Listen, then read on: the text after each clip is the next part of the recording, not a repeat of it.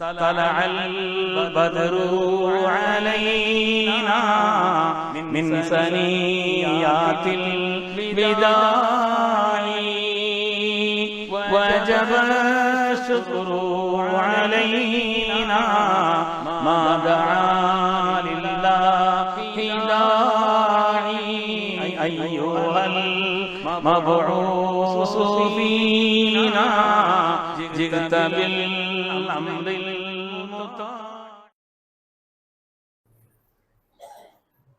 பிஸ்மில்லாஹிர் ரஹ்மானிர் ரஹீம். கண்ணியமிக்க முஃமினீன்களே, ஒரு மனிதனுடைய வாழ்க்கையில் விசாலமான ஹலாலான ஒரு ரிசுக்கை அல்லாஹ் தஆலா வழங்கியிருப்பது என்பது மகத்தான ஒரு பாக்கியம். ரிசுக்கை பற்றி குர்ஆன் ஷரீஃபில் அல்லாஹு தஆலா 100க்கும் மேற்பட்ட வசனங்களின் வழியாக சொல்லித் தருகிறார். ரிசுக் என்பது வெறும் உணவு மாத்திரம் அல்ல. உடைய பொருளாதாரம், குடியிருக்கும் வீடு, சம்பாதிக்கும் சம்பாத்தியம் எல்லாம் ரிசுக்கு உள்ளடங்கும். மனிதனுக்கு தேவைப்படக்கூடிய எல்லாம். அந்த ரிசுக்கை பற்றி அல்லாஹு தஆலா குர்ஆன் ஷரீஃபில் நமது உயிரினும் மேலான கண்மணி ரசூலுல்லாஹி ஸல்லல்லாஹு அலைஹி வஸல்லம் தங்களுடைய ஹதீஸ்களின் வாயிலாக சொல்லி தந்திருக்கிறார்.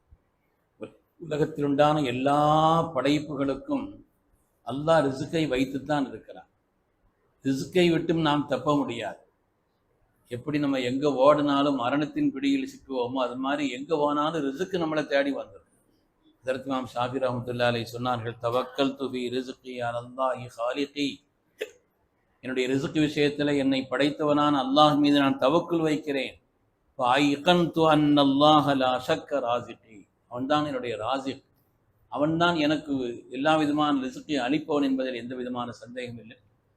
அதனால மனிதனுக்கு என்று நிர்ணயிக்கப்பட்ட, படைப்பினங்களுக்கு என்று நிர்ணயிக்கப்பட்ட ரிசுக்கு வந்து சேரும் என்பதில் சந்தேகம் இல்லை. ஆனால் அந்த ரிசுக்கை தேடுவதில் மனிதனுடைய அணுகுமுறைகளில் எப்படியெல்லாம் இருக்கிறது, எப்படி பாவங்களிலெல்லாம் கொண்டு சேர்த்து விடுகிறது என்பதை பற்றியும் ஆய்ந்த ஹதீஸ்களில் சொல்லப்பட்டிருக்கிறது. ஸல்லல்லாஹு சொன்னாங்க, ஏத்தி என்ன அலன்னாசி ஜமானுன், என்னுடைய உம்மத்தின் மீது, பொதுவாக சமுதாயத்தின் மீது மக்கள் இப்படி ஒரு காலம் வரும். லா யுபாலில் மர்உ பிமா அஹத், அவன் எதிலிருந்து எடுக்கிறான் என்பதை பற்றி பொருட்படுத்த மாட்டான். அமினல் ஹலாலி அமினல் ஹராம், ஹலாலா ஹராமா, அதை பற்றி பொருட்படுத்தவே மாட்டான். எப்படி விற்றாலும் காசு தானே. நாய் விற்ற காசு குறைக்குதா, வேப்பங்காய் விற்ற காசு கசக்குதா, சீனி விற்ற காசு இனிக்குதான்னு சொல்றாங்க இல்லையா. எப்படி இருந்தாலும் பணம் தானே என்று நினைக்கக்கூடிய ஒரு காலம் வந்துவிடும் என்று அல்லாஹ்வுடைய ரசூல் அவர்கள் அமினல் ஹலாலி அமினல் ஹராம், ஹலாலா பொருட்படுத்த மாட்டான், ஹராமா, அப்படி ஒரு காலம் வரும் என்று சொன்னார்.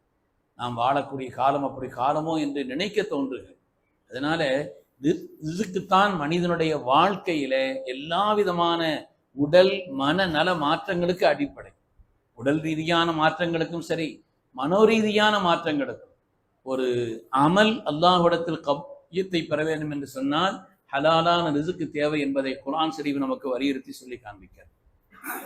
எனவே அந்த விசாலமான ஹலாலான ரிசுக், அல்லாஹ் ரிசுக்கு பொறுப்பேற்று இருக்கிறான். ஆனாலும் சில சுன்னத்துகளை வச்சிருக்கிறான், சில நடைமுறைகளை வைத்திருக்கிறான். அந்த நடைமுறைகளை வாழ்க்கையில பேணும் பொழுது அல்லாஹு தஆலா ஹலாலான விசாலமான ரிசுக்கை அல்லாஹ் ஏற்படுத்தி தருகிறான் என்று கண்மணி ரசூலுல்லாஹி ஸல்லல்லாஹு அலைஹி வஸல்லம் ஹதீஸிலிருந்து பெருமக்கள் சொல்வார். அல்லாமா இப்னுல் கய்யிம் ஜௌஸி ரஹ்மத்துல்லாஹி அலைஹி சொல்கிறார்கள், 4 காரியங்கள் ஹலாலான ரிசுக்கை உங்களின்பால் இழுத்து கொண்டு வந்து சேர்க்கும்னு சொன்னார். 4 காரியங்கள் ஹலாலான சுத்தமான ரிசுக்கை உங்களின்பால் இழுத்து கொண்டு வந்து சேர்க்கும். தஜ்லீபுர் ரிசுக், அவைகளை இழுத்து கொண்டு வந்து சேர்க்கும். முதலாவது அவங்க சொன்னாங்க கியாமுல் லைல், தஹஜ்ஜத் தொழுகைன்னு சொன்னாங்க. ஏனென்றால் தஹஜ்ஜத் தொழுகையினால சிறந்த துன்யாவும் கிடைக்கும், சிறந்த ஆகிரத்தும் கிடைக்கும். அதனால்தான் அல்லாஹ் குர்ஆன் ஷரீஃபிலே ஃபலா தஅலமு நஃப்ஸுன் மா உக்ஃபிய லஹும் மின் குர்ரத்தி அயுனின், தஹஜ்ஜுதுக்கு அல்லாஹ் வச்சிருக்கக்கூடிய கூலியின் அளவை யாராலும் விளங்க இயலாதுன்னு அல்லாஹ் சொல்கிறானே. அது உலகியல் ரீதியான கூலியும் மறுமை ரீதியான கூலியும். அதுக்கு அவ்வளோ பெரிய பாக்கியம் இருக்குது.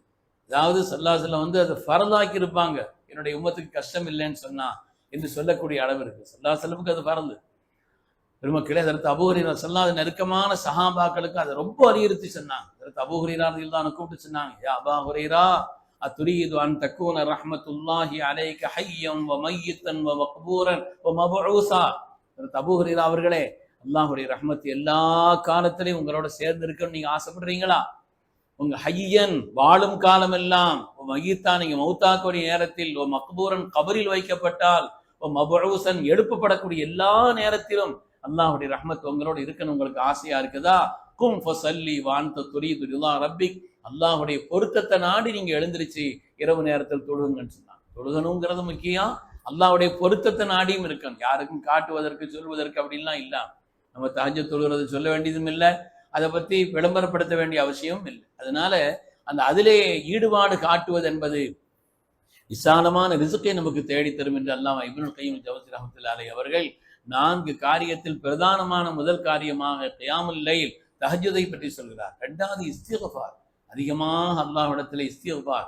ஒரு மனிதன் அல்லாஹ்வுடைய அடிமை என்பதற்கான அடையாளமே இஸ்திக்ஃபார் தான். அடிமை என்பதற்கான அடையாளமே ரப்பே என்ன மன்னிச்சு இஸ்திக்ஃபார் செய்யற காரணத்தினால பாவ மன்னிப்பு மாத்திரம் அல்ல, குர்ஆன் சொல்கிறது யுர்சிலிஸ் ஸமா அலைக்கும் மித்ராரா வ யும்திதுக்கும் பி அம்வாலி வ பனீன், செழுமையான போதுமான தேவையான மழை அல்லாஹ் இறக்கி தருகிறான், பொருளாதாரத்தை கொண்டு மக்களை கொண்டும் அல்லாஹ் உங்களுக்கு உதவியாக்குகிறான். இஸ்திக்ஃபார் செய்யறதனுடைய பலனை குர்ஆன் ஷரீஃப் சொல்கிறது. மக்கள் பலனுள்ள மக்களாக ஆகுவார்கள், பொருளாதாரம் உங்களுக்கு உதவியான பொருளாதாரமாக இருக்கும் என்றெல்லாம் குர்ஆன் இஸ்திக்ஃபாரை. எனவே ஹஜ்ரத் இப்னுல் கய்யிம் ஜௌஸி ரஹ்மத்துல்லாஹி அலைஹி அவர்கள் சொல்கிறார்கள், முதலாவது தஹஜ்ஜுடைய தொழுகை, 2வது இஸ்திக்ஃபார், அதிகமாக அல்லாஹ்விடத்தில் அஸ்தக்ஃபிருல்லாஹ் என்று உளப்பூர்வமாக ரப்பிடத்தில் தன்னை பரிசுத்தப்படுத்த வேண்டும் என்று அல்லாஹ்விடத்தில் கேட்கக்கூடிய காரியம். 3வது சொல்றாங்க சதக்கா. சதக்கா செலவழிச்சா குறையோடு செய்ய, நம்ம வர்றதுக்குண்டான வருமானத்தில பார்க்குறோம், செலவழிக்கிற மாதிரின்னா ஸல்லல்லாஹு சொன்னாங்க அது ஒரு விதை நெல், அது ஸல்லல்லாஹு மா நகஸமாலும் மின் சதக்கா, சதக்காவினால பொருளாதாரம் குறையாது. குர்ஆன் சொல்கிறது ஒயிர்பி சதக்காத், சதக்காத் உங்களுடைய பொருளாதாரத்தை வளர்ச்சி அடைய செய்யும். குர்ஆன் சொல்கிறது ஒயிர்பி சதக்கா, சதக்காத்துகள் இருக்கிறதே உங்களுடைய பொருளாதாரத்தை வளர்ச்சி அடைய செய்யும் என்று குர்ஆன் ஷரீஃபில் அல்லாஹ் தஆலா சொல்லி காண்பிக்கிறார். அது ஒரு விதை நெல் மாதிரின்னு சொல்றாங்க. நெல் விதை போடுறோம்னு சொன்னா அது அந்த விதை நெல் எத்தனை ஆயிரக்கணக்கான நெற்களை, லட்சக்கணக்கான நெற்களை உருவாக்குகிறது. அது மாதிரி நமக்கு செய்யக்கூடிய சதக்கா அல்லாஹுக்காக அவனுடைய திருப்தியை நாடி செய்யக்கூடிய சதக்காக்கள் இருக்கிறதே அவனுடைய பொருளாதாரத்தை வளப்படுத்தும், ஹலாலான ரிசுக்கை விசாலமாக்கி தரும் என்று இப்னுல் கய்யிம் ஜௌஸி ரஹ்மத்துல்லாஹி சொல்றாங்க. 4வது அவங்க சொல்றாங்க, ஆரம்ப பகலுடைய தொடக்கத்திலையும் முடிவிலையும், பகல் தொடங்குறதுக்கு நேரம் அந்த நேரத்திலேயும் முடிவிலையும் அல்லாஹ்வை அதிகமாக திக்ர் செய்யும்.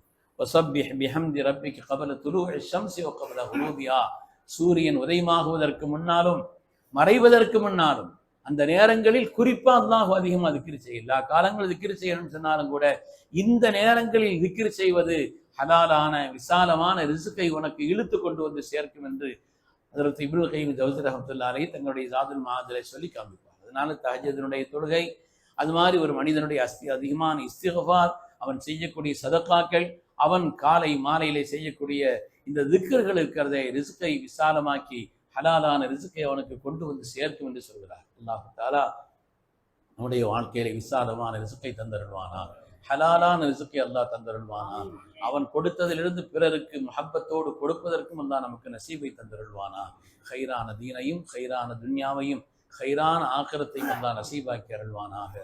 ஆமீன் ஆமீன் யா ரப்பல் ஆலமீன்.